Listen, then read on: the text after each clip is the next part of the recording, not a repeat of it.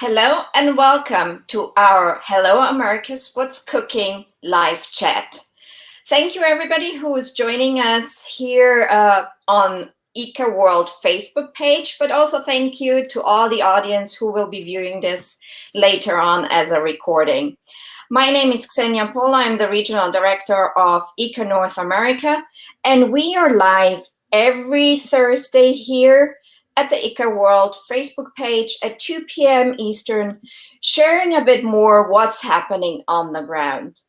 And we are joined today, and it's a great pleasure to introduce one of our association friends from the association community, Jeremias Rodriguez from the World Federation of Hemophilia. Welcome, Jeremias. Thank you very much, Ania. I'm happy to be here today with you. Thank you so much. And we are diving straight in. Anybody who wants any questions or just wants to say hello, please feel free to do so in the chat. But we are kicking off. You were one of the entries for the Incredible Impacts Award last year, and your conference was digital. Correct. Can you just share a little bit what happened last year? What were some of your motivators to go fully online? So basically, last year was, as everybody may know now, it was a great experience for everyone. Turning in from an in-person event, we had our event in Kuala Lumpur in Malaysia, and we had to turn it into a virtual event because of the situation of COVID-19. And we wanted to offer our community the forum to still communicate, to share knowledge, and to be together from the safety of their homes. And that really was a successful event. We had more than 9,000 people attending the virtual event, Senia. And in comparison with your in-person events, how does that compare? Did you have more participants? Definitely. Our usual in-person event is about 5,000 to 6,000 delegates, but now it was a really nice record to break with the virtual event. So what are your future plans? Does your Congress take place every year? Our Congress takes place every other year, and the next one is in 2020. It's going to take place in Montreal, in Canada. And the plan is to have a hybrid event for next year, and we'll be more than happy to welcome everyone in person. And also for our virtual audience that we found out last year, it's also going to be, there's going to be a virtual component to it. So I assume that from the fact that you are taking place every 2 years and next year is in Canada, that no rotation pattern has been changed for you? That's right. That's right, Senila. We are keeping the rotation pattern that it was before COVID, and we are keeping our promise to our community, the community of the association, to deliver and serve all our members around the world. But what have you learned or what have you changed within your RFP based on last year's experience? So last year it was definitely a learning curve for everyone in our organization, from delivering, changing to from in-person to virtual, and then learning how technology can help us to come together. But at the same time, I think that the technology, we've been in our homes for more than a year now without meeting each other. I think it's about time that people start meeting together. I think that's a positive message that I would like to convey to everyone watching this interview today. And so this is a great message. We really need to go back to in-person meetings. What have you experienced as an association meeting planners? Have you surveyed your attendees yourself? What is driving their motivation to come back to in-person meeting? And just let me share what Glenn is sharing here, that Montreal is going to do a great job in hosting you. Yes, of course. And that's also the home of the association. So definitely. That's right. So yeah, thank you, Glenn. So yes, we're what's incentivizing the people is the fact that we haven't, for us, the rotation pattern was the last Congress in person that we had was in 2018. So it's been almost 4 years that we haven't seen each other as we used to do. So this is a great opportunity, a great incentive for people to travel, but also for those people who may not have the choice to travel because of different, because the COVID situation is goes different in different parts of the country. We will offer to this audience the opportunity to watch Congress online. And piggybacking on that, Glenn is wondering how you're dealing with the challenges of the added expense of offering this as a hybrid opportunity.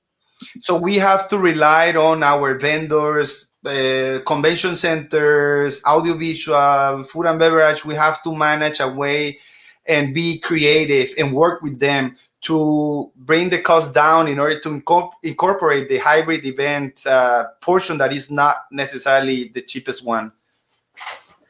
Any tips and tricks for other associations out there listening in negotiation and bringing the costs down?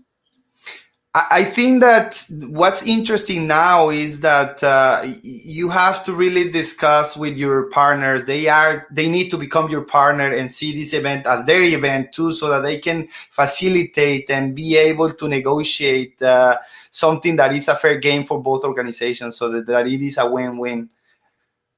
And that's a keyword: collaboration and partnering up really with, rather than considering people as clients on one end and vendors on the other end. Really looking at it as a partnership is the key to it.